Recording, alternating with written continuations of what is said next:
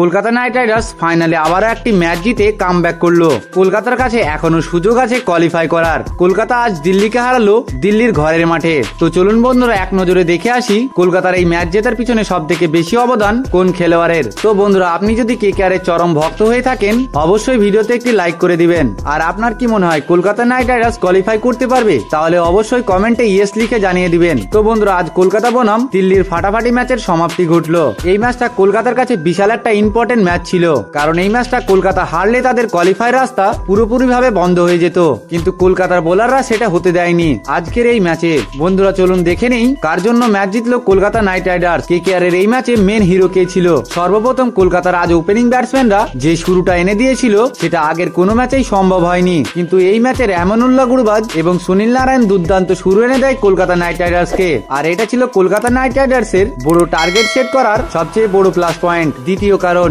রঘুবংশী আজ আবারও দুর্দান্ত 44 রানের একটা ইনিংস খেলে এবং মিডিল অর্ডারে রিঙ্কু সিং এর সাথে সুন্দর একটা পার্টনারশিপ তৈরি করে। রিঙ্কু সিং এর 36 রান এবং আন্দ্রে রাসেলের 17 রানের বদলতে কলকাতা নাইট রাইডার্স 204 রানের টার্গেট সেট করে, যেটা দিল্লির কাছে ততটাও সহজ ছিল না। দিল্লি ব্যাটিং করতে আসলে তাদের শুরুটা ততটা ভালো না হলেও একটা সময় মনে হচ্ছিল যে দিল্লি এই ম্যাচটি জিতে যাবে। তখন দিল্লির হয়ে ব্যাটিং করছিল দিল্লির অধিনায়ক আকসার প্যাটেল এবং ফ্যাফ ডু প্লেসি। এরা দুজনে দুর্দান্ত খেলছিল, কিন্তু এই দুজনের কাল হয়ে দাঁড়িয়ে যায় সুনীল নারায়ণ। সুনীল নারায়ণ এই দুজনকে আউট করে দেয়, কিন্তু দিল্লি তখনও কামব্যাক করতে পারত, কারণ তাদের কাছে ছিল টুইস্ট এন্ড স্টাফস এবং আশুতোষ শর্মা। সুনীল নারায়ণ টুইস্ট এন্ড স্টাফসকে আউট করে দিলে দিল্লি একদম ব্যাকফুটে চলে যায়। দিল্লির লাস্ট ভরসা ছিল আশুতোষ শর্মা, কিন্তু আশুতোষ শর্মাকে বরুণ চক্রবর্তী আউট করে দিয়ে দিল্লির ম্যাচ জেতার স্বপ্ন ভেঙে দেয়। আজ কলকাতার ম্যাচ জেতার পিছনে সব থেকে বড় ভূমিকা পালন করেছে সুনীল নারায়ণ, যিনি ব্যাট এবং বলে দুর্দান্ত পারফরমেন্স করেছে, যার ফলে আবারও কলকাতা সুযোগ পাবে কোয়ালিফাই করার। তো বন্ধুরা আপনার মতে কলকাতা কোন প্লেয়ারের জন্য ম্যাচ জিতেছে